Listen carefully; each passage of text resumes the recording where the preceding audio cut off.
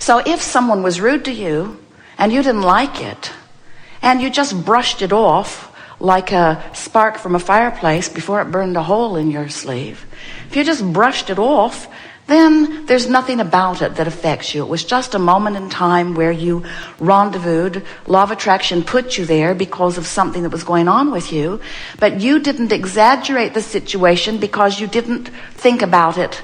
You didn't ponder it. You didn't wonder what the ulterior motives were. You didn't discuss it with someone else. You didn't blog about it. You didn't email. You didn't write an article about it. You didn't put it in your journal. You didn't write it in your diary. You didn't make a computer note of it. You didn't make a captain's log of it. You didn't say, for all to remember from this point forward, on this day, that person was rude to me and I didn't like it. You didn't make a big deal about it, and because you didn't make a big deal about it, you didn't practice the vibration of it, and so you've brushed it off. And now, if you just brushed it off, then someone pretty much like that is going to show up pretty often in your experience, because there's something going on in your vibration that attracts people like that showing up in your experience. They won't come more and they won't come less. They'll keep coming just like they've been coming because it happened and you just brushed it off. But if it happened and it made you feel bad and you pondered it for a moment, during the first few seconds of that, you launched a few rockets into your vortex of creation. You launched rockets that say, I deserve to be respected, and I want to be respected, and I want to treat others with respect, and I want to feel good about life, and I like to feel secure, and I want to be secure in my experience, and I want to be an emanator of love, and I want to be an attractor of love, and I want to experience the well-being that I was born, and I want to know my worthiness. In other words, like rapid-fire rockets going into your vibrational escrow. So now, all of that happened in the moment of your perception of being mistreated. But now, because you've launched all those rockets, just like in the previous statement that we offered to you, you launched the rockets, they were rude, you're experiencing the opposite of what you want, and in the moment this problem occurred, you put a solution into your vibrational reality, which is what precedes all realities. Another way of saying it is, you expanded because of this exposure to this person that you perceive to be treating you in a rude manner. But this time, you don't just flick it off. You don't just pretend that it didn't bother you.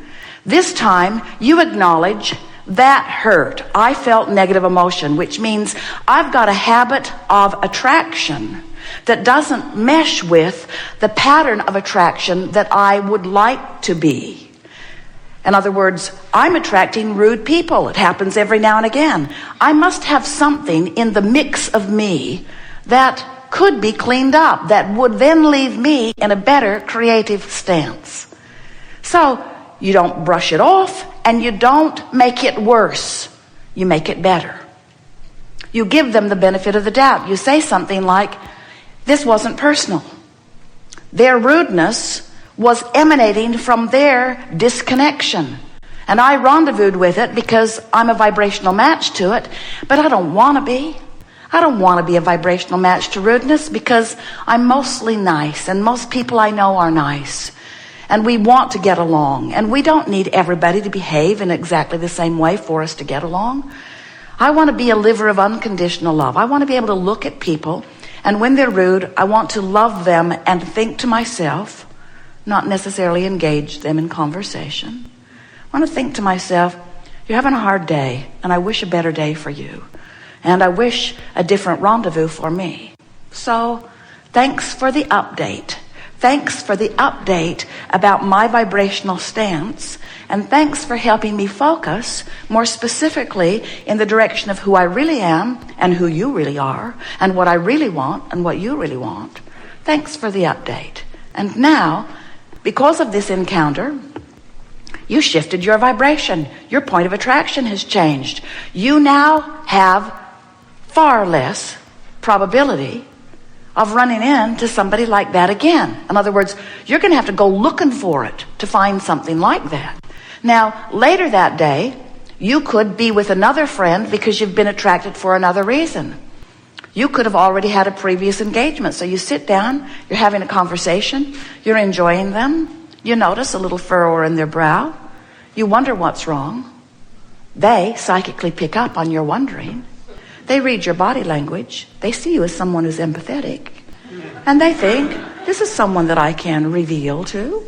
And then they say, something very troubling happened to me. Now, you could flick it off. You could flick it off. You could get up from the table and run away fast. You could feel defensive. You could feel warning. You could feel uncomfortable. You could want to head it off. Or you could let it come as a consequence of your natural attraction. You could let this person vent to you, because in the venting of this person's problem, in the moment of the activation of the problem, you are going to launch an equal and equivalent solution. So you're going to benefit from this interaction no matter which way it goes, really. But then, once you launch the rocket, you've got some decisions to make. You can ignore it, which means you'll stay right there, and this friend will vent to you on a regular basis, and others probably too. Or you can let this person vent his problem, which causes you to activate a solution, and then you can, maybe not in that moment, but as soon as this interaction has ended, you can spend time thinking about what it is you want for this friend. You can spend time activating within you, as the source within you already has, the solution to whatever problem he activated and verbalized to you. And if you do that, you'll feel the relief of coming into alignment. Now, you might say, that's odd, Abraham. I felt pretty good. He took me into a worse feeling place, and then I compensated for the worse feeling place by reaching for a better place. What have I gained? And we say, you've gained the power of focus. You've gained the benefit of the rocket that this person helped you launch. You've gained the benefit of launching a rocket and catching up to it. And most of all, you've achieved a new vibrational place, a new vibrational stance relative to this subject. And most important of all, you have done what you came to do. You have been a deliberate creator in that you've used the clay of the vibration that surrounds you, and you have created something better than existed before. In other words, you've got your hands in the clay. We want you to understand that you don't want to avoid troubling people. You don't want to go looking for them either. But it is so helpful to understand that if something troubling comes into your experience, it's there for an important reason. It's active in your vibration. To condemn whatever came for coming when you ask for it, even though you didn't know you did, is the wrong way of going about it. To blame it for coming, them for coming, what they said, what they did, to blame them when it's active in your vibration is really barking up the wrong tree. What you want to do is receive it and feel with your emotions the vibrational validity. Does it harmonize with who I really am and what I want, or is it off? And if there's any negative emotion, it's off. And what does that mean? When it's off, you got to get it back on.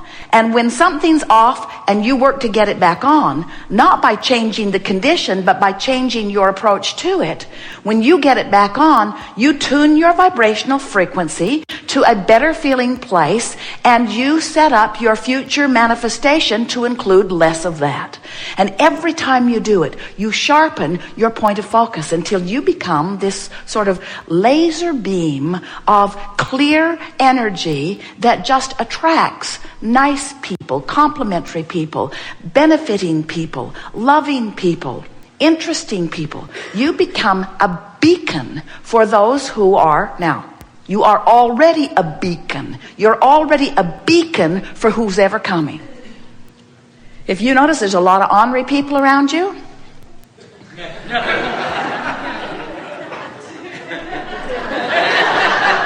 you're a beacon. If you notice there are a lot of needy people around you, you're beckoning them in. So if needy people come to you, does that mean you're needy? No, it means needy's active in you. It means you're noticing needy. Don't want needy. Or want to help needy. In other words, whatever's coming is coming for a reason, and you're the reason. Your thoughts and how you feel. Your words and how you feel. Your behavior and how you feel.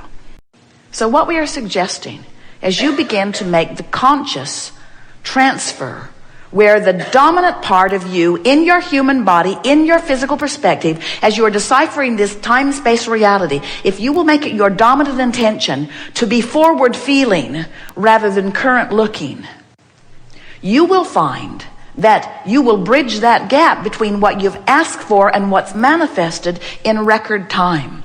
There is so much leverage in alignment, and there is little leverage in banging around in physical things and trying to make things happen through your physical behavior.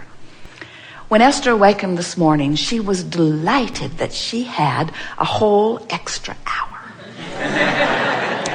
Ooh, the luxury of that. And she said to us, could you arrange one of those every day? How far off the calendar would we get if every day we just took an extra hour and never gave them back? Let's just every day take an extra hour. And we said to Esther, as she playfully laid there and contemplated the sweetness of an extra free hour to have her way with, we said, when you get into the vortex, you get a leverage of time that is far more than that extra hour that you are benefiting now. When you get into the vortex where you are a cooperative component to all of the other cooperative components, when your impulse to place that telephone call comes when the person is sitting there in the mindset to receive it in the way you want them to receive it, that's leverage. When your impulse to pull in your cords and get onto the highway in your big monster bus, when the impulse comes and you follow it and you enter the traffic as it flows rather than as it stalls, you have leverage of time. When you don't hesitate in the moment that would be the right moment and instead you move forward, when you have the gift of alignment, there is a time leverage that cannot be defined in your physical senses, because time is perceptual. And when you are in alignment and therefore vibrating in harmony as a cooperative component to others that the universe has already lined up for you. You see, when you ask for something, in that pure asking, even though you may not be pure in your thinking, your asking is, your inner being stands there, and law of attraction has already brought all cooperative components to the complete fruition of what you've asked for. Your solution is present tense complete in the vibrational reality that we are speaking of. We are not kidding you at all.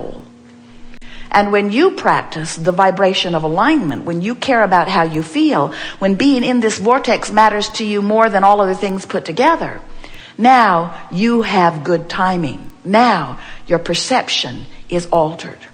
Jerry said yesterday as they were walking back to their suite, after the first hour that we were together with those who joined us here yesterday, I was in a time warp, he said, because the material that was given and the notes that I took and the stars that I made and the interest that I felt and the intentions that erupted within me to go back and listen to it and the amount of information that was received felt like 10 hours of information given in that hour. That's leverage. That's leverage. When you're in the vortex, you hear what we say. When you're not in the vortex, there's not enough time to get you to hear it. Not enough words in the world, not enough examples in the world. The vortex is your key to way more than an extra hour every day. We're eager to talk with you about anything that is important to you. It is our powerful intent to coax you into your vortex. Begin right here. Further back.